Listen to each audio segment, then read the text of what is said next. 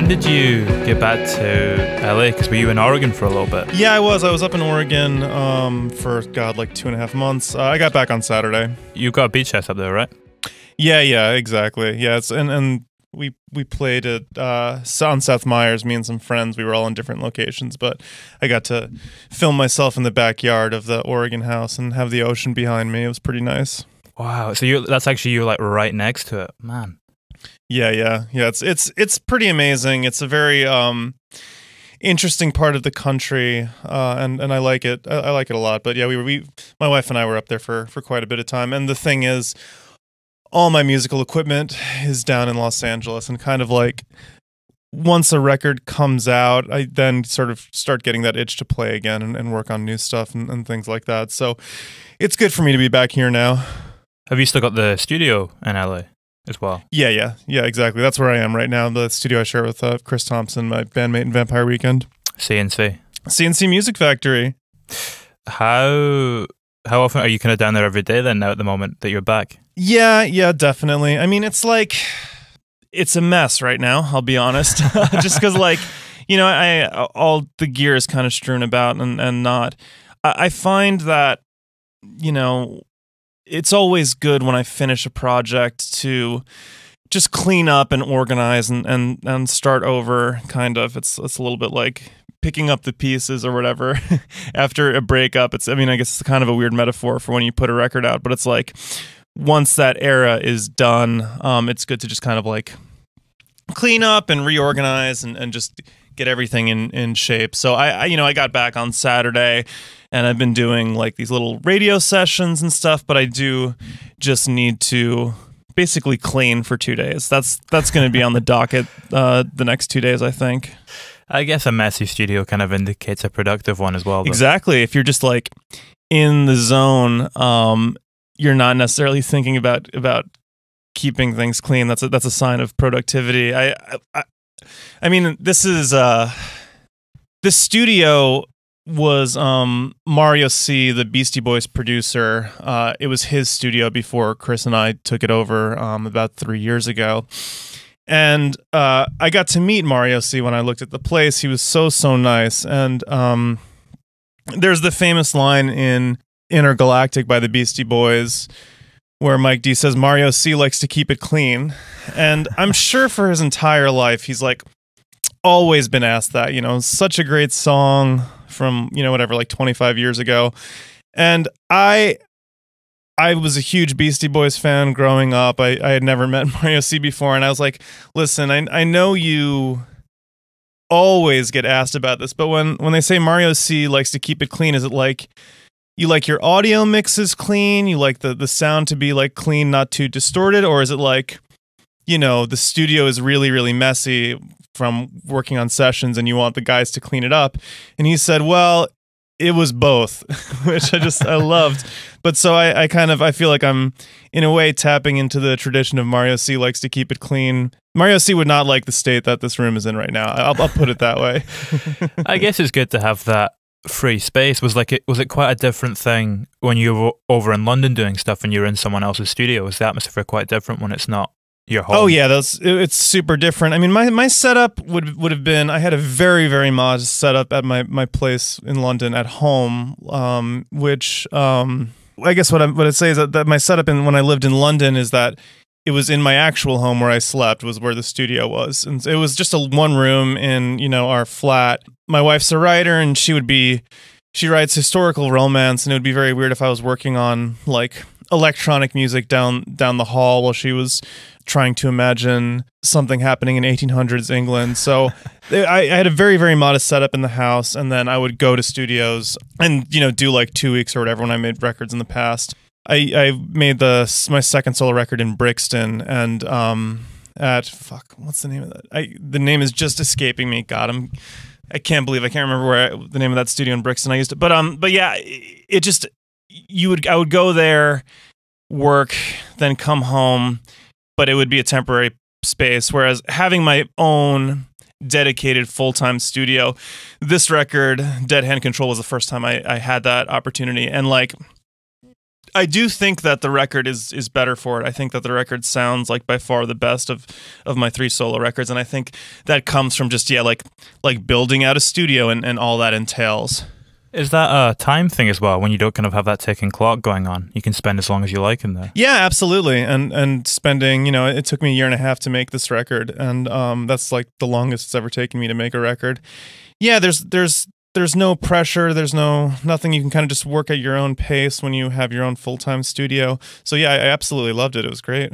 When you're doing that as well, and you've kind of got this unlimited time, do you have to put certain structures in place for yourself so that you ensure that you don't, overcook it and you still kind of maintain the spark? No, it's not really like that for me when I make my solo records. It's more, I was plenty busy with Vampire Weekend over the course of making this record, where we were putting the live band together for Father of the Bride and going on tour, and I just knew I really did want to put my record out in January of 2021, because I thought that the band would be touring until the end of 2020, and that it would be kind of like my first time. And I do find that like it's good to have these sort of like overall broad time goals, because I wanted. And again, obviously this has been completely thrown out the window, but, I end up having a limited amount of time where I can tour and play the songs and travel with the music. And I want to give the album as much of a chance in life as I possibly can. So I knew, from when I started working in the summer of 2018, I knew giving myself 18 months, that's like longer than I've ever spent working on a record. It'll like be super good for me, and it'll probably end up coming out, in January of 2021. Give it a year between when I finish it and when it comes out, and then I would be able to tour it as much as possible, because there's obviously going to be a next Vampire Weekend record, and that's going to be a huge part of my life.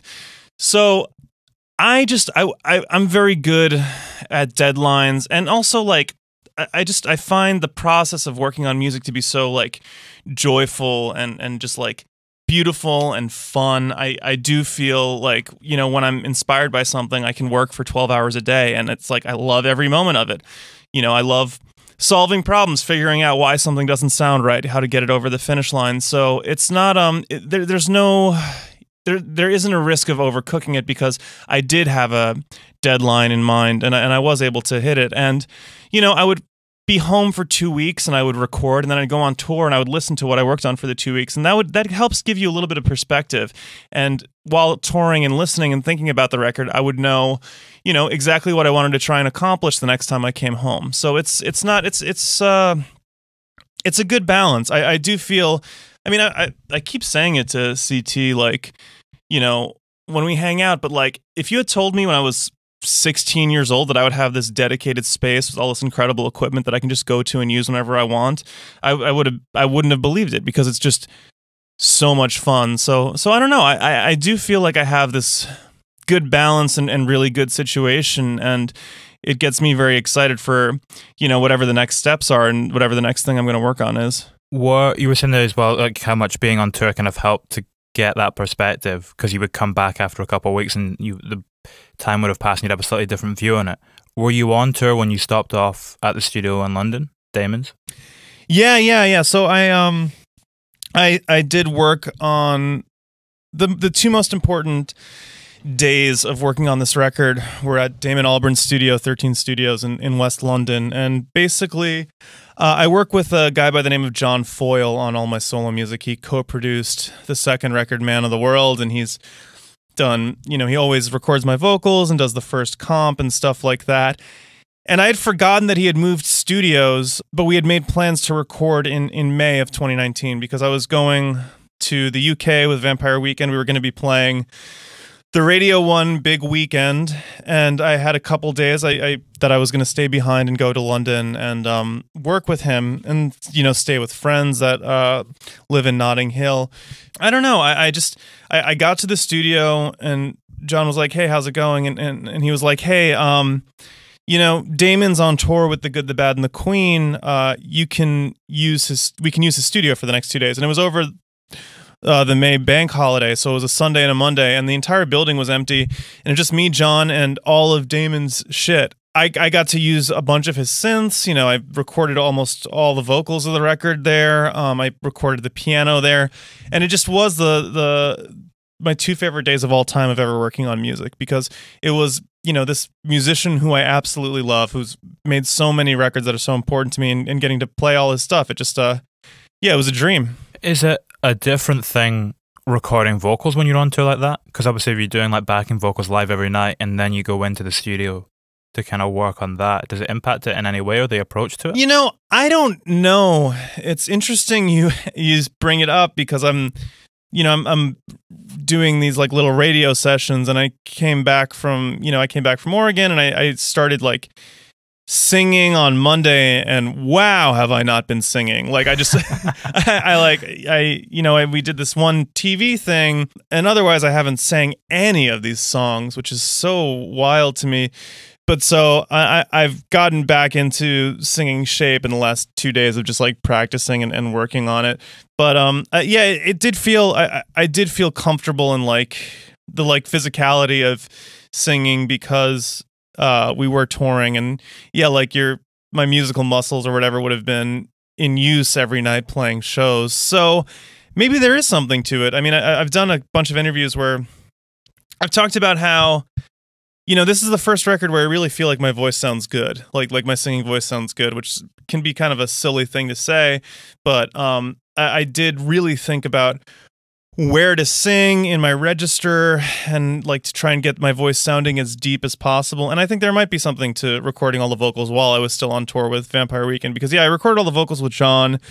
So a bunch of them we did in May, and then maybe 2 we did in November when I was during the Vampire Weekend Father of the Bride European tour. And yeah, I don't know. It was there might be something to that. That's a good question. I hadn't thought of it that way. It's interesting as well. Does that impact the lyrics when you're kind of more confident and assured in your vocal performance? Does it impact what you're trying to convey? No. I think that the lyrics would have been, you know, because I would work on them periodically and think about them for a long time, and I don't.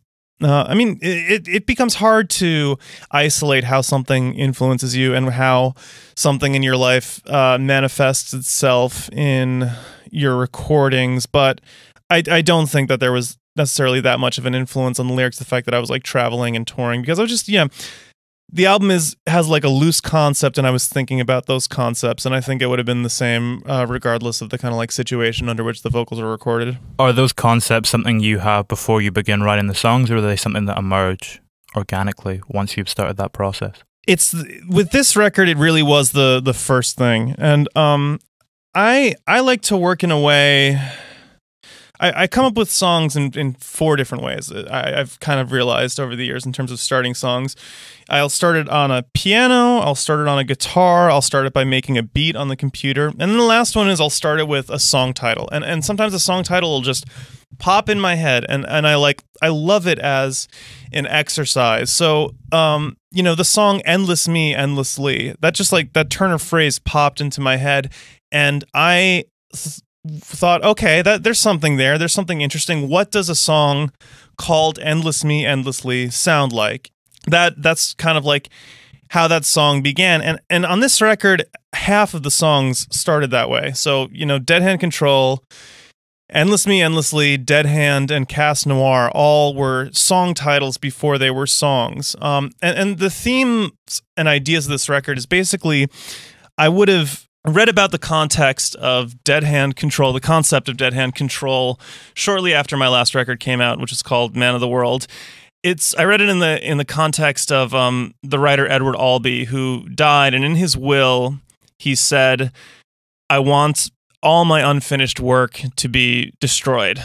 The idea of giving someone your stuff and then trying to control them is called Dead Hand Control, and it's this weird, like, nebulous area of the law where it's very, very difficult to enforce. And you know, if the executors of Edward Albee's will decided they wanted to publish his works, they probably would be able to do it, even if the will expressly says not to.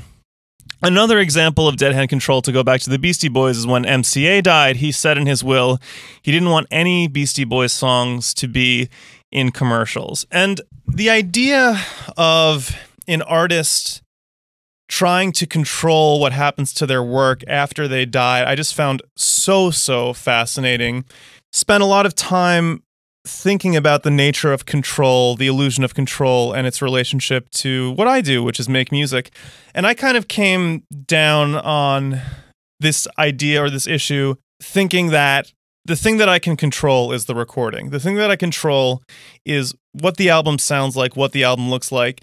And then once I put it out into the world, I no longer control it. It's no longer my own. I don't have that control. And to my mind, it's absolutely worth sacrificing the control over recording to have a song out in the world and, hopefully connect with other people. But so that was kind of what I was thinking about, the nature of control. And then also, I was a student of Soviet history. My major in college was Russian regional studies, and I was familiar with this rumored nuclear missile system called Dead Hand. Basically, it's a rumored automated system where if it detected a nuclear attack in the Soviet Union, it would automatically nuke America. And it's also called Perimeter sometimes. Its existence has never been, officially confirmed by the Soviet Union or now Russia, but it's on this planet to this day. And so I was also thinking about what I can control in terms of world events. Like I, as a single individual person, have no control over the world's nuclear arsenal. And thinking about that made me think about what I can control in the world, and it's how I treat the people in my life or how I treat my community and showing up for them. So kind of thinking about an artist's control or lack thereof and an individual's control and lack thereof. Those were the concepts of the album. And I did think about them for a solid year before I started recording it. So I would have read about this in the summer of 2017. I would have said, okay, this is what I want to call my next record. And then I would have thought about it for a year before I actually started actively working on it. So there's like a good 2.5 years where these kind of ideas are permeating around your head total, and you're kind of exploring them. Yeah, definitely. Like 2.5 years from the arriving at the concept and sort of finishing the album. How does that impact your wider life? Like kind of thinking about those things so much. Does it change your behavior in any way outside of music? That's a very good question. Before I arrived at this concept, I would try and show up for the people in my life. And I don't necessarily think that anything truly fundamentally changed in my personal life as a result of this, because the kind of like concepts and tenets of the record I tried to live by before, making the record even. It's interesting because the theme of selflessness, or the kind of motif of it, is something else that permeates throughout the songs. Yeah. And I guess I'll say that... Yeah, I'm not religious, but I do. I was thinking a lot about, the golden rule: do unto others as you'd have others do unto you. I do. Obviously, there's like quite a bit of wisdom in that. There's a reason why there's a lot of appeal. I was thinking about the golden rule a little bit, and which is it's different from selflessness, but I also was thinking about the Serenity Prayer, which is, used in AA and other places by Reinhold Niebuhr, but the God grant me the serenity to accept the things I cannot change, the courage to change the things I can. And that also is basically the main concept of the record, I would say. Do you, although we're saying, it's been 2.5 years that you've been really exploring these things, do you think that they were maybe subconsciously kind of floating around before then, a little bit prior? Yeah, definitely. And I think that, the last 5 years of American life were a big part of it. And I guess I felt like my second record was a bit too topical and a bit too much about Brexit and Trump. And I wanted something more broader, universal, and generalized. But these would have been things that I would have been thinking about even before, summer 2017. I think that nuclear anxiety is something that I didn't have to worry about for the first 30 years of my life. Now, if I should have worried about that is a different question, because it is an incredibly scary idea that there are these devices on the planet that can finish life on Earth as we know it. But I would be thinking about such abject cruelty on a national scale makes me want to be a better person as an American. That's definitely part of it.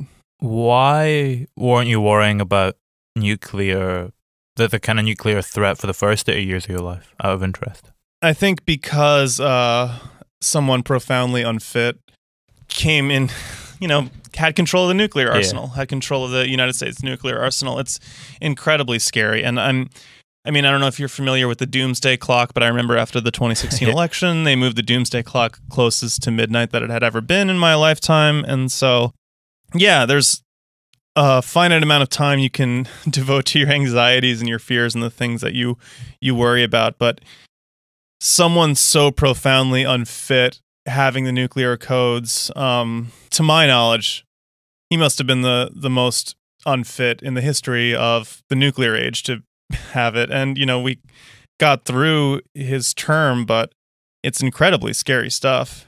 Yeah. It's a wake-up call for sure. Definitely.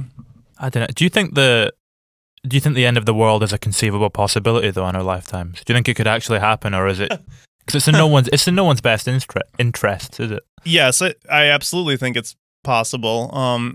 There's something comforting about the fact that I think everybody at any point in history it would have been possible, the end of life, and those fears go back. It's like it's wrapped up in biblical thought. The eschatology, or like apocalyptic thinking. And I do think it's, there's so many examples of like nuclear mishaps. I loved the TV show about Chernobyl last year, or 2 years ago now. I love the book Midnight in Chernobyl. I read that while I was working on this record.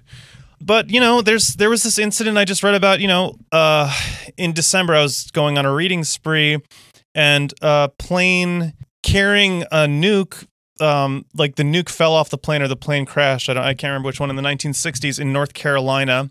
And there were 4 fail-safes on the nuke, and 3 of them were broken. And if the last one had been broken, the nuke would have gone off, and there would have been nuclear fallout over Washington, D.C.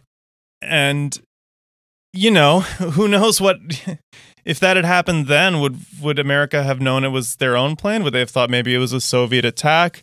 What happens there? In a way, it's like the fact that there is human life in society this deep into the nuclear age is a small miracle in a way. Yeah, I think it almost highlights as well, it's not actually the bombs themselves that are scary, but the human error, or the potential for human error that kind of surrounds them. You mentioned Chernobyl there as well. Yeah, definitely. That's the scariest part.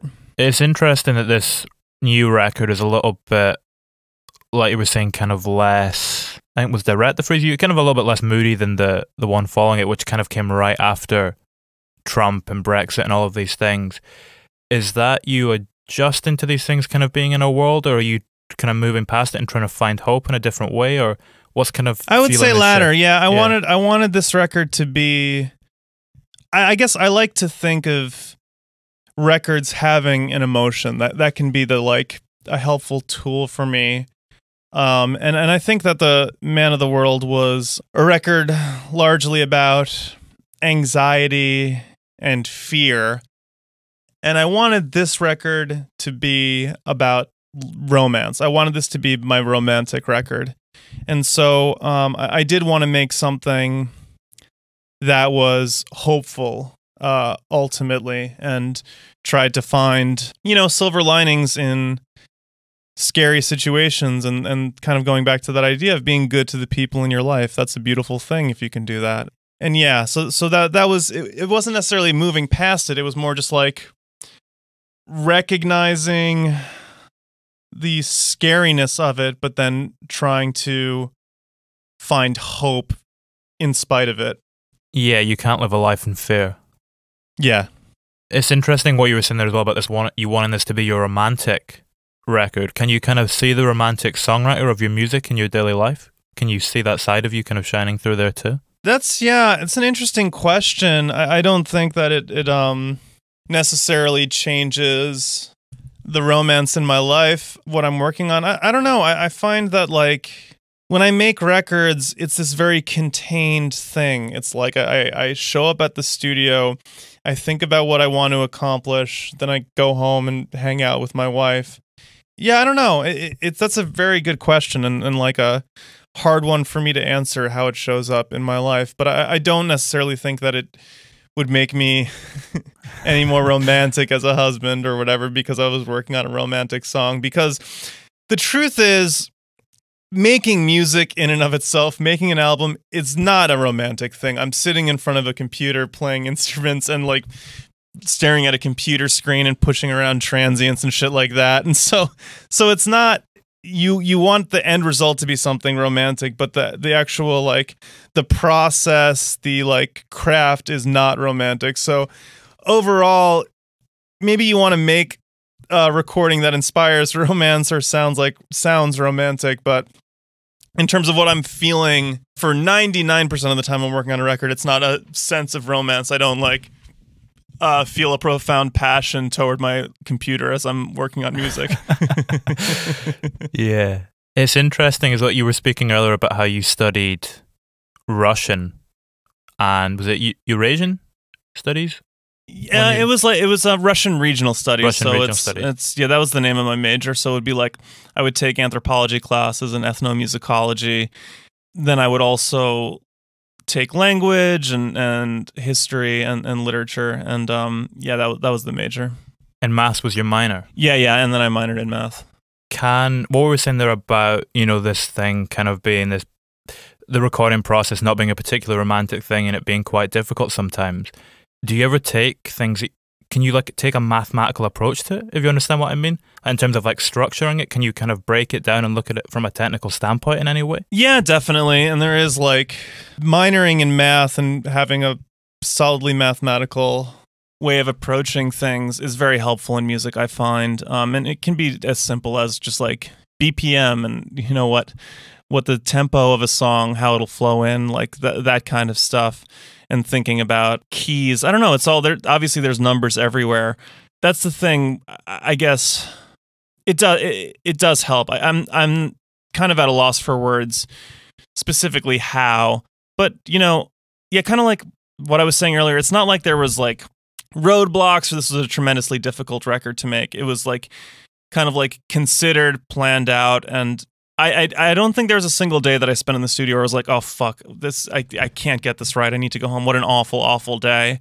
They were all like good days and it was like joyful and fun. I will say, okay, I do spend a lot of time thinking about song tempos and the overall flow of things. And my first record had a very, very narrow range of beats per minute, which I think the slowest song is 120 BPM and the fastest is 128 BPM. And I was thinking about it in the context of like house music and DJing and kind of consistent mixes and things like that. And this record, I did want to like have songs that could be like approaching a ballad tempo, not necessarily like a full-blown ballad, but having like a wide range of BPMs. And I was thinking about like the first two songs are at like 104 BPMs, which is not a BPM, but like that's not a very fast tempo, but I wanted it to be like charging and aggressive and feel like heavy. And then I was thinking about the kind of like range I wanted to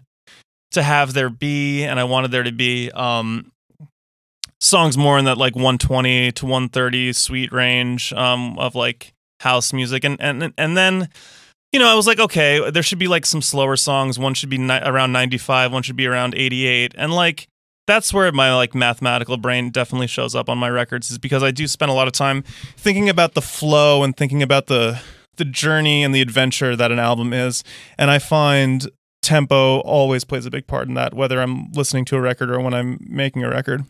If you adjust the tempo of a song slightly, say by like a few beats per minute, do you notice that have a big impact upon it?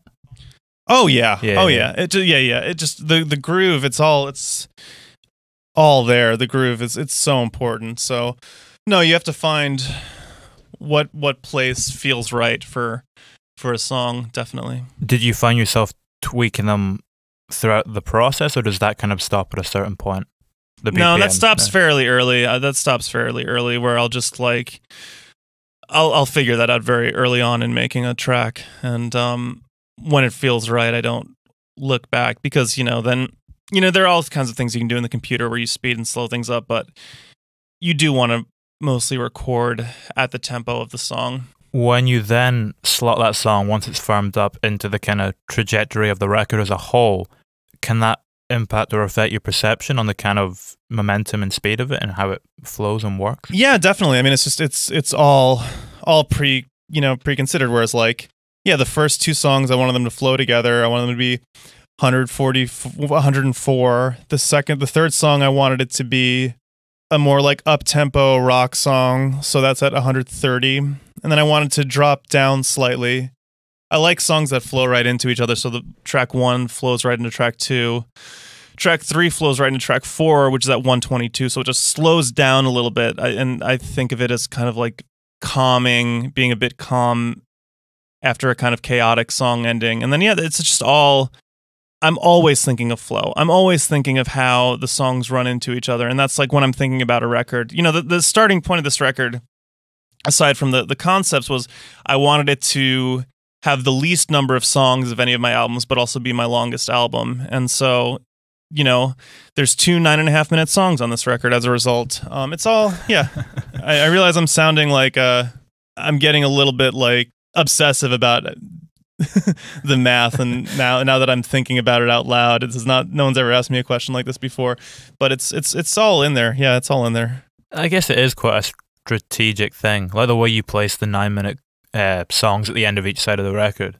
If you would think that you're going to put a 9-minute song in amongst a bunch of other 3 minutes, you would think it would be a little bit of an obstruction, but as a result of kind of using it as a way to structure the record, it doesn't do that. Instead, it kind of just feeds into the flow completely. Yeah, definitely. And I was thinking about it as sides of a record, and I wanted there to be symmetries. So track 4 and track 8 are the 9+ ones, and if it flows together, if it works, that's a beautiful thing. I like records that flow together. At what point do they start to emerge as a 9-minute song? Is that something that kind of starts off small and just naturally elongates, or are you kind of merging some ideas together? I guess it depends on the two songs. So the story of Dead Hand, which is the first long one, which is track 4 in 9.5 minutes. I went to a show in Los Angeles at the Forum. I saw Nick Cave and the Bad Seeds in the fall of 2018. And I'm a huge fan. I had seen him before, but I'd become a much bigger fan of his before this show. And since this, previous time I would have seen him when we played the same festival. But basically, there's a song on the record Push the Sky Away called Jubilee Street that I love. The recording's great, but live it's just a completely different beast. It's just so powerful and big, and it's really the kind of back half of the song just explodes in a way that it doesn't on the record. I watched this song and just had this intense physical reaction where the hair on the back of my neck went up, I would get goosebumps on my arm, and then my ears started burning, which is such an intense physical reaction just of how incredible the performance was. And I was like, fuck, this is incredible. And I then the next day came here to the studio and would have thought, I want to try and make my version of that for the song Dead Hand. So I would have had this idea for a song title. I would have maybe had the chord progression. And I said, I just want to make this song that explodes in the back half and can be this kind of massive thing. So I made it, it's the production's pretty much straightforward techno. The song before it on the record's a rock song. And I just wanted it to have this kind of massive techno back half. And so I would have, written the song, had all the chords, had the first half, which is, vocals, verse, verse, chorus, post-chorus type song. Maybe a couple days later, had a night in the studio where I just started playing with synths and having fun with that. And I would have arrived at, 9.5 minutes, kind of organically, it just would have felt right to me. And at that point, I would have let it go. With OMW, I had made Dead Hand already, and I was thinking about symmetry. I was like, all right, I got to make another one that gets to 9 minutes. And when I think about romantic closers or really romantic songs, I think of songs like Peter Gabriel, In Your Eyes, or the with Giant. And those two songs, what they have in common, beyond just being incredible pieces of music, is they have kind of wordless singing at the end. And I just knew I wanted to have a similar type of ending to that song. That song, was one that I started writing with Ezra, my Vampire Weekend bandmate, in 2011, and I always wanted to put it on a record. I felt like now was the time, and Ez was very cool about that. And this is the first time I've put a song on one of my solo records that I didn't 100% write. And just like figuring out a way to make that journey worthwhile, to make it like merit a really long run time. And the girls who sang on the record, Greta Morgan and Buzzy Lee, they sang the same melody, and I was thinking about I was trying to think of their voices and my voice like synthesizers on Dead Hand in a way. So I put all these kind of production techniques to make the voices morph and change, and eventually all come together at the end. Yeah, that's how that one was. So that one was, I knew I wanted something that was kind of a similar runtime to Dead Hand, and that's how I got there. Do you think that song would have been as effective had it popped up on either of the earlier records, or why did it have to be this record? Why did this record kind of feel right for it in that way? I think kind of goes back to what we were talking about earlier, where I just always thought it was so romantic, and the chorus line Ezra wrote, I just thought there was an innate romance to it, and that it was kind of ballady. And I didn't really feel like ballads were right for my first two records, so there was no question that this was the time to put that song on an album. It's a nice optimistic closer as well. Yeah, exactly, definitely. Sort of open-ended too, though. Do your records need to have a complete sense of closure to them, or are you kind of happy to leave it a little bit open and kind of outward looking? I think the latter. I think it's nice to have them be a little bit outward looking, because there'll be another one in a couple of years or whatever. It's all part of a journey. And so, yeah, it's the next chapter. I do like it to be a little bit. I mean, there is a sense of closure. There's a really long, last, satisfying chord. It's pretty straightforward conclusion to that song, but having it feel a little bit open-ended, I think that's nice. I think there's something nice to that. Yeah, it's kind of like walking off into the sunset. It definitely feels like the end, but at the same time, there's something else to come. Yeah, I like that. Was the Nick Cave performance what also inspired the kind of nod to him on, I think it's the song after? Yeah, there's two. Those are the little Nick Cave. No, that one I just I'm proud of the lyrics of that song, Take It From Me, but I also I wanted to make a less referential lyrics in general on this album. And there are references to other songs and books and stuff like that, but I wanted to be a little bit less referential than my first two records.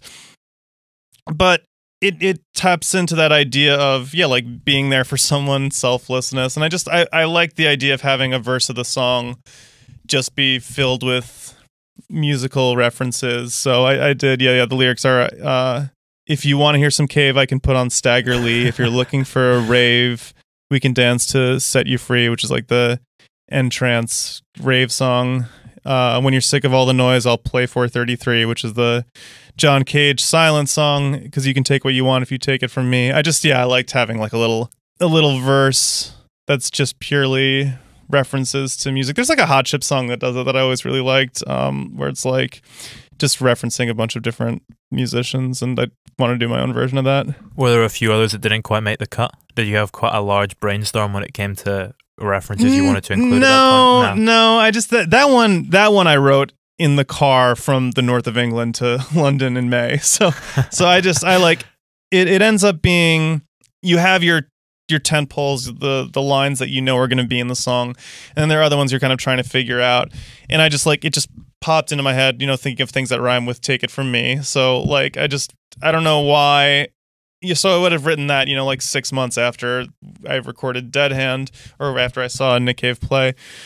But it just popped into, just thinking about different references, and I like rhyming cave and rave, and that one I was very self-satisfied and fucking psyched on when it came to me. And just I would have just had that Stagger Lee, and then I would have thought of 433, and then I was all right, let me look up a bunch of rave songs and find there has to be one that will rhyme with Stagger Lee, and that's that's how I got to it. But I would do that again in another song. Fuck it. You mentioned the vocal production on the final track a few moments ago as well. When did the kind of reversal thing that I think first crops up on Endless Me, with the vocal kind of reversing, and then you do it on a few different sounds as well? When did that first kind of crop up and start to emerge as a motif throughout the record? That's a very, very specific plugin, which is the like, basically on this record, I bought, I don't know how much you talk about like technical stuff on this podcast, but I switched over to Universal Audio stuff. So I got a bunch of Universal Audio plugins, and I have this project I work with Fort Ramo Mike called CYM. We put out our first EP in 2019, and working with him, he's a big fan of this plugin that's like a reverse reverb plugin called AKG BX20. He put it on this song that we made together on my voice called Far Gone, and I just loved how it sounded, and so it just has so much vibe. And basically, I Mike showed me it, and then I started putting it on this record. It's definitely on Endless Me. I'm pretty sure it's also on OMW. But like Lars, who mixed the record, he told me he's never worked with an artist that uses that plugin, which I thought was kind of surprising because it's so good. But yeah, it's just like sometimes figuring out a vocal sound can be the like trickiest and hardest part of a song, and you like acquire more tools as you go. But I just I love how that sounds. I love the like kind of swirling of a reverse reverb, and for like that on a deeper singing voice is a nice combo, I think. Yeah, for sure. What you're saying there is all about acquiring more tools as you go. Does it become a little bit harder to find things that feel fresh and exciting for you? It's a very like idiosyncratic kind of effect that you're using. The older you get, the more like tools you acquire, the more like control you have over sound, and maybe you lose a little bit of the charm of like your earlier work, but you do gain more knowledge, and you like have more ability, and I do like that. And I would love to. My like one of my main New Year's resolutions for 2020 was to start producing other people. So to produce a record or produce a song where I'm not the like lead artist on the song. Then a global pandemic happened, and I can't be in a room with anybody else. So that ended up not happening last year, but it is something that I want to do. And I do feel like I've reached a level with production that I feel like capable of working with other people. So that's definitely something I want to do in the future. It's interesting there's all what you were saying about the charm that sometimes comes with an artist's earlier work as a result of not having those tools and kind of exploring. Is that why OMW works so well? Because the spark of that is taken from like 10 years ago, but then you're kind of advancing it in a way with the kind of new production, but it's still got that spark. I love that. I love that. That's definitely the case with that song, where there's like that spark of an older song, and then like having the tools to pull it off. Like that's partially probably why I waited 9 years to release it, is because I didn't have maybe the technical know-how to make what it eventually became. Did you know that in the moment when you were first creating it, that you thought this is going to be something I need to come back to, and I can't quite get it to where I feel like it needs to be at this point yet? I think it was more just the tone of it. It just didn't feel right on my first two records, which we like talked about. But if I had made it 5 years ago, would it have been 9 minutes long? Probably not. No. So yeah. Do you have any other ideas like that kind of sitting in the can that you're intrigued and you maybe want to come back to a little bit further down the line? I don't. I went home to my mom's house in like the end of 2019 when we were doing like some Vampire Weekend touring, and I got all my old albums that I made when I was a teenager, and I was always very taken by the Radiohead story where Tom York, like with the national anthem, that was a bass riff that he wrote when he was like 14 years old, and then wow. They made it into that incredible song. So I was like, all right, let me listen to. And I recorded a lot of music when I was a teenager. It's like, let me just listen to everything, and maybe there'll be like a little idea that I can take and put on to a new song. And just like, I listened to everything, and there was not a single idea I wanted to pursue. It was just like, there's nothing here.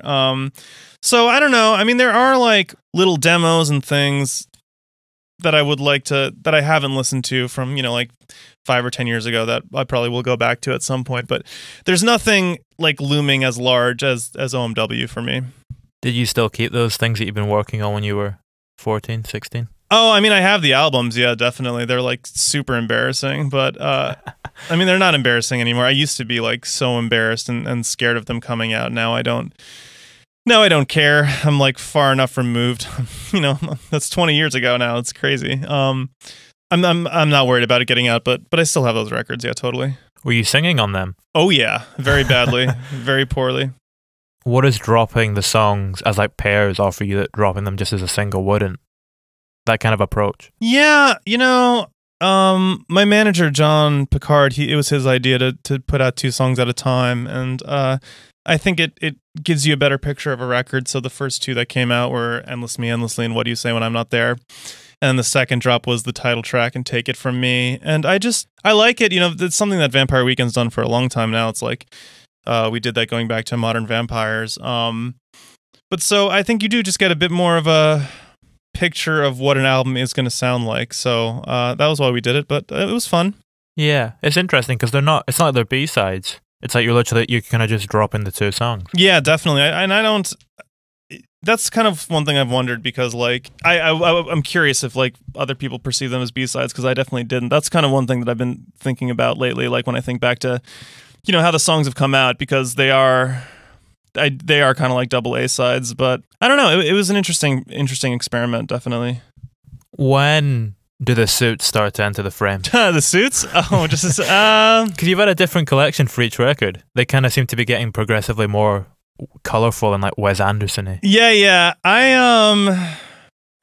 love people like Nick Cave and Brian Ferry who wear suits on stage, and I think in general, I'm ultimately like a big nerd, so like to try and dress cool is like makes it a little bit better in terms of presenting the albums. And like with these new suits, I like when I went to the store to buy them, I wear this one bright yellow suit that's somewhat insane.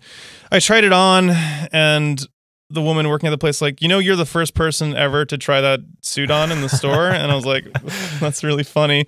And then another guy, and granted they're doing like salesmanship, where it's like, oh my God, that's amazing, I have to get one, I'm going to buy one for myself. It's like, oh, okay, all right. But I did love that, like this insane bright yellow banana suit that had been in the store probably for like 6 months to a year. I was the only person to ever try it on and buy it. But yeah, I wanted it to feel, I loved how it looked. Having like a bright suit is fun. It relates to the record as well, like the kind of brighter production of this one in comparison. Yeah, to the definitely. last. Yeah, definitely.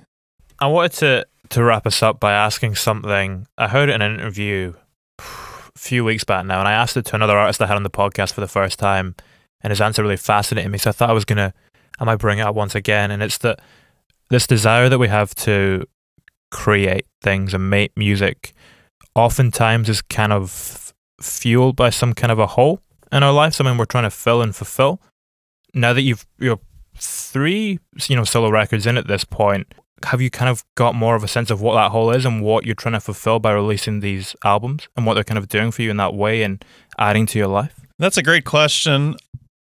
The hole that I'm filling by making records, they help give me purpose. And I would find, like early on, when like Vampire Weekend records would come out and we'd go on tour, and it would be very, very exciting. I just remember from, the summer of 2007 until December of 2008, for 18 months, that was when the first album came out. We got to travel the world. We got to play so many places. We got to meet such incredible people. And it was just such an exciting time in my life. And then I came home and was purposeless and modestly depressed, because, that kind of excitement, you can't no life has that amount of excitement that consistently. I've found that I was kind of aimless and unhappy. And I like to work. I like to keep myself busy. I like to make things. And so I started learning how to produce. And I find now that those moments when I'm in a studio and I get really, really inspired and I make something that I like, those are some of the happiest moments in my life, when I've just like made a song, I'm finishing it up, and I can like tell that I love it. And those moments are few and far between. Like, you know, like we talked about, this record was 2.5 years in the making. With making those songs and then putting the album out and then having this little artifact, I get to preserve in time that happiness, you know, hopefully longer than I'm even alive. Hopefully someone will listen to one of my albums after I've died. And there's that little sense of preservation. And that to me is what fills that hole, is that like it makes me incredibly happy, and then there is an artifact of that happiness. That's the beautiful part of it. Kind of comes back to the idea of dead high control as well. Yes, 100%. That's like largely why. I mean, there's a reason why I ended up making a whole record about that, because I think about stuff like that.